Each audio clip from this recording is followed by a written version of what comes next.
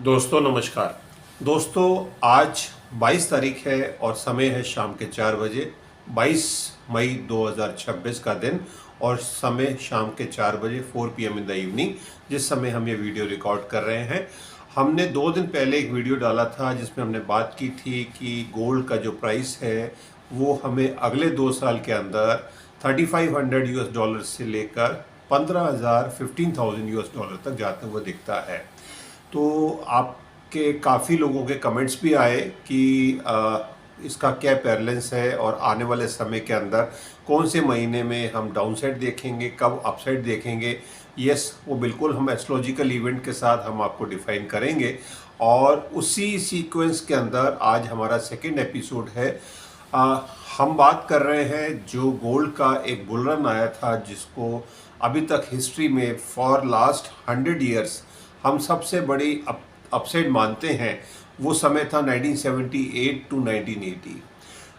Gold का जब भी बुल रन आता है उसके 2 रीज़न होते हैं। एक तो एस्ट्रोलॉजिकल रीज़न होता ही है, दूसरा रीज़न ये होता है जियोपॉलिटिकल इवेंट्स।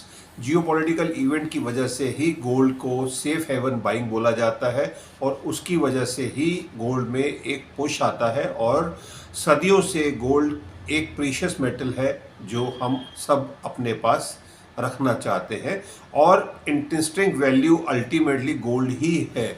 इस वर्ल्ड के अंदर हम आज US डॉलर को गिनते हैं या हमारी करेंसी में हम इंडियन रुपीस को गिनते हैं, वेयर एज इन फ्यूचर अगर जब ये करेंसी नहीं होंगी तो गोल्ड से ही हम हर चीज़ को कैलकुलेट करेंगे। और ये आज की बात नहीं है, ये हज़ारों साल से चला हुआ आ रहा है। तो इसी के सीक्वेंस में हम जो बात कर रहे हैं कि जियोपॉलिटिकल इवेंट्स क्या रहे थे और डिटेल में हम बात करेंगे जो एस्ट्रोलॉजिकल इवेंट क्या रहे थे उस समय के ऊपर, और वो आने वाला जो वक्त है उसमें वो कहाँ फिट बैठते हैं जिससे हम सब एश्योर हो जाए कि आने वाले वक्त के अंदर हम गोल्ड के अंदर उसी तरह की एक बुल रन या उससे भी बेटर बुल रन का समय देखने वाले हैं। हम शुरू करते हैं आज का एपिसोड और हम बात कर रहे हैं जो ये बुल रन आई थी 1978 के अंदर। उस समय का जो पहला रीज़न था, जियोपॉलिटिकल रीज़न था, वो था ईरान रेवोल्यूशन। ईरान के अंदर जिसकी वजह से आज ये सब दिक्कतें हो रही हैं, जो वॉर चल रही है, इसकी शुरुआत हुई थी 7 जनवरी 1978। ईरान में उस समय तक जो शासन था वो एक किंग का शासन होता था और वो शासन को ख़त्म किया गया, रेवोल्यूशन हुई और ये जो आयतुल्लाह खुमैनी उस समय पर उनको वहाँ पर वो जो फ्रांस में थे, एग्ज़ाइल में थे, वहाँ से वो वापस आए और उन्होंने सत्ता पे काबिज़ हुए। इस पीरियड के अंदर क्या हुआ था, 1978 में जब ये रेवोल्यूशन हुई थी, उसी समय के ऊपर जो ईरान के शाह थे, शाह पहलवी, उनको इलाज के लिए USA के अंदर एडमिट किया गया और उसी की वजह से जो रेवोल्यूशन हुई थी और 52 अमेरिकन डिप्लोमेट्स को और सिटीजन्स को होस्टेज बना लिया गया था तेहरान एम्बेसी में, मतलब US एम्बेसी जो तेहरान में थी वहाँ पर अगवा कर लिया गया, उनको होस्टेज बनाया गया 4 नवंबर 1979 को 444 डेज़ के लिए। और ये सब पूरा जो ड्रामा था ये चला 20 जनवरी 1981 को, जब रोनाल्ड रीगन जो USA के प्रेसिडेंट सिलेक्ट हुए थे, जिस दिन वो इलेक्ट हुए और उन्होंने ओथ ली थी, उसी दिन ये ड्रामा ख़त्म हुआ था। उससे पहले जिमी कार्टर होते थे USA के प्रेसिडेंट और उनके टाइम के अंदर ये सब एपिसोड हुआ था। इसके बाद सबसे बड़ा एक जो एपिसोड है जिसकी वजह से गोल्ड को एक पुश मिला था और जो वर्ल्ड में एक फियर आ गया था कॉलोनाइजेशन का, दोबारा से रशिया ने अफ़गानिस्तान के ऊपर इन्वेड किया था 24 दिसंबर 1979। ये एक हिला देने वाली घटना थी। Russian forces they have entered into Afghanistan और वो 10 साल तक वहाँ पर रही थी, बट फाइनली जो एंड हुआ था 15 फरवरी 1989 को और उनको रिट्रीट करना पड़ा, देश को छोड़कर जाना पड़ा अफ़गानिस्तान। बट हम बात सिर्फ अभी गोल्ड तक रख रहे हैं। 24 दिसंबर 1979 को ये इन्वेड हुआ था और गोल्ड के प्राइसिंग उस समय पर रॉकेट की स्पीड से आगे बढ़ने शुरू हुए थे। और वो हम आपको एस्ट्रोलॉजिकल इवेंट के साथ भी जोड़ के बता रहे हैं। जब ये दिसंबर के अंदर ये यूएसएसआर ने इन्वेड किया था अफगानिस्तान में, वो अभी के जो प्लैनेट्स थे उसी समय वैसे ही प्लैनेट थे। अंगारक दोष बना हुआ था, राहु और मंगल दोनों इकट्ठे थे और सिंह राशि में थे, और साथ में जुपिटर भी थे। सो गुरु चंडाल दोष भी बना हुआ था, और इसके अलावा विस्फोटक योग भी था क्योंकि शनिदेव भी वहीं पर थे। तो जब सारे प्लैनेट एक ही राशि में थे और उसकी वजह से ये सब दिक्कतें हुई। बट इसके बीच में कुछ अच्छी चीज़ें भी हुई थी। चाइनीज इकोनॉमिक रिफॉर्म्स हुए थे 1978 के अंदर। चाइना में उस समय तक कम्युनिस्ट शासन था, बट मार्केट ओपन नहीं थी, और वो 1978 का साल था जहां से मार्केट ओपन होनी शुरू हुई। माओ की जो पॉलिसीज थी उनको ख़त्म किया गया और एक कंट्री को लिबरलाइजेशन की तरफ ले जाया गया। Then we had Camp David Accord also, छोटा सा एक एकॉर्ड था, जैसे आज हम गाजा समिट हुआ था अभी यूएसए के प्रेसिडेंट ने किया था। उस समय के जो यूएसए प्रेसिडेंट थे जिमी कार्टर, उन्होंने किया था। पीस ट्रीटी हुई थी बिटवीन इजिप्ट के जो शासक थे, president of Egypt Anwar Sadat और इजरायली पीएम बेगिन के बीच में ये एग्रीमेंट हुआ था, जो कैंप डेविड एकॉर्ड बोला जाता है। इसके साथ साथ एक और युद्ध हुआ था, वियतनाम ने इन्वेड किया था कंबोडिया में 1978-79 में किया था, जिसकी वजह से चाइना और वियतनाम में भी टेंशन बढ़ गई थी। तो जियोपॉलिटिकल टेंशन बढ़ती जा रही थी। अब उधर से अफगानिस्तान ने इन्वेड किया हुआ था।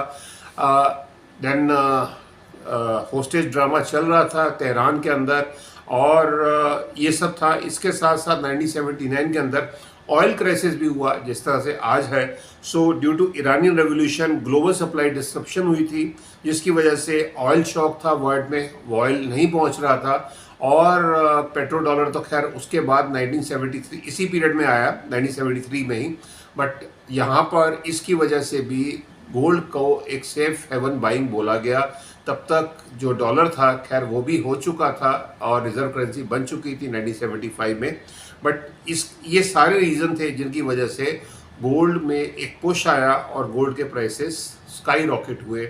जो 192 यूएस डॉलर का प्राइस था, वहाँ से 1980 में जब ये ट्रांजिट ख़त्म हुआ था तो 873 का प्राइस हो चुका था। तो आप समझ सकते हैं it was more than 4 times जो प्राइसिंग 4.5 गुना प्राइस हुआ था। अब हम बात कर रहे हैं मंथ वाइज, किस महीने में कौन से प्लैनेट थे जिनकी वजह से ये बड़ा पुश आया था। तो ये सब जानने के लिए आप बने रहे हमारे साथ आज के एपिसोड में।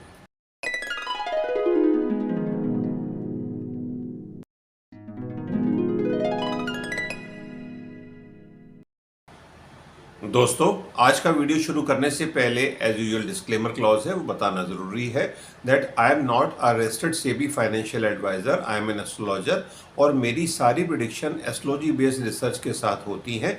तो आप इनको देखकर, सुनकर, सोचकर, समझकर ट्रेड पोजीशन बनाएं, और इनको आप फाइनल ट्रेड ना समझें, बिकॉज ट्रेड लेने में आपको प्रॉफिट भी हो सकता है, लॉस भी हो सकता है।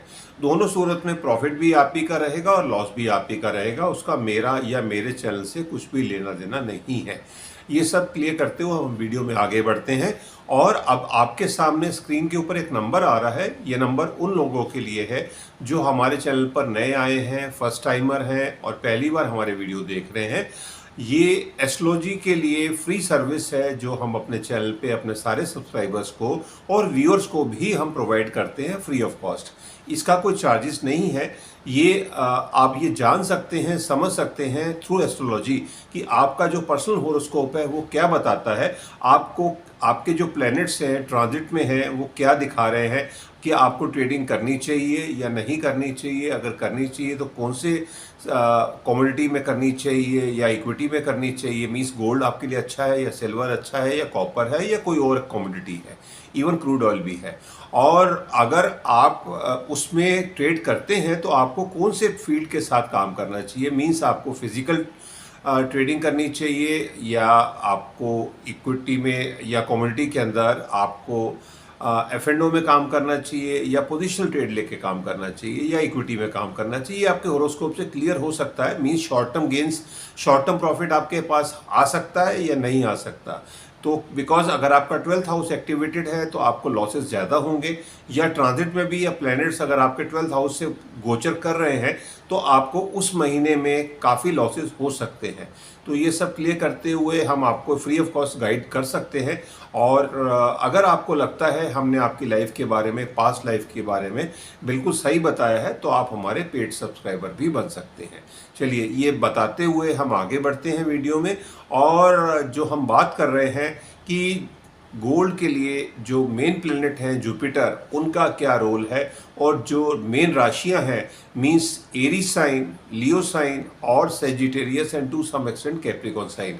अगर इन राशियों में बड़े प्लेनेट होते हैं तो गोल्ड में एक बड़ा मूव आता है। वो हमने अपने पास एक्सपीरियंस से भी देखा है, और हमने पिछले 50-60 साल का जो रिकॉर्ड बताया था पिछले एपिसोड में, उसी में हम बात कर रहे हैं डिटेल में। ये जो पीरियड था 5 अगस्त 1978 को, जब देवगुरु बृहस्पति कैंसर साइन में आए थे और 29 अगस्त 1979 तक वहाँ पर रहे थे।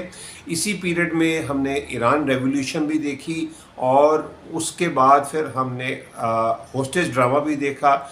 इसके बाद जब जुपिटर अगली राशि में गए, मीन्स लियो साइन में गए, 29 अगस्त 1979 से लेकर 26 सितंबर 1980 के बीच में, इस पीरियड के अंदर हमने और कई घटनाएं देखी जो हमने आपको वीडियो के बिगनिंग में बताई है। इसी पीरियड के अंदर शनिदेव भी वो भी लियो साइन में थे। 7 सितंबर 1977 से लेकर 27 जुलाई 1980 तक वो भी लियो साइन में ही थे। और इसके अलावा जो राहु देव है वो भी लियो साइन में थे। 17 नवंबर 1978 से लेकर 6 जून 1980, इस पीरियड के अंदर राहु देव भी वहीं पे थे लियो साइन के अंदर, और मंगल भी 6 महीने तक लियो साइन में थे। नवंबर 1979 से लेकर अप्रैल 1980 के बीच में मंगल भी वहीं पर थे।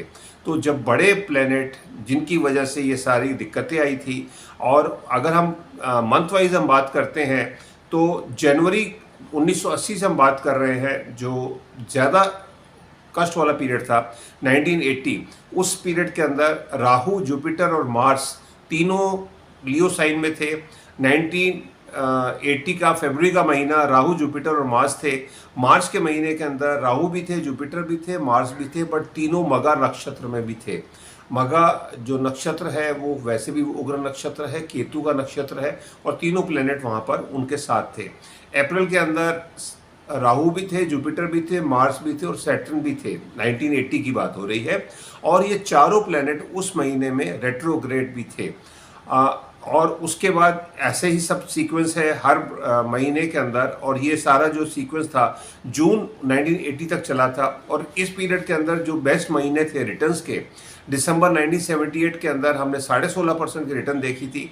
मून, सैटर्न और राहु उस महीने में दिसंबर 1978 में लियो में थे। मई 1979 के अंदर हमने 12.80 की रिटर्न देखी थी। सैटर्न और राहु थे उस महीने में लियो साइन में। सितंबर 1979 में 24% की रिटर्न देखी थी। सन भी थे, सैटर्न भी थे, राहु भी थे, वीनस भी थे, मून भी थे। ये सारे प्लेनेट लियो साइन में थे सितंबर महीने में। दिसंबर के अंदर हमने 25.70% की रिटर्न देखी। राहु भी थे, जुपिटर भी थे और मार्स भी थे। अंगारक दोष भी बना हुआ था जुपिटर के साथ।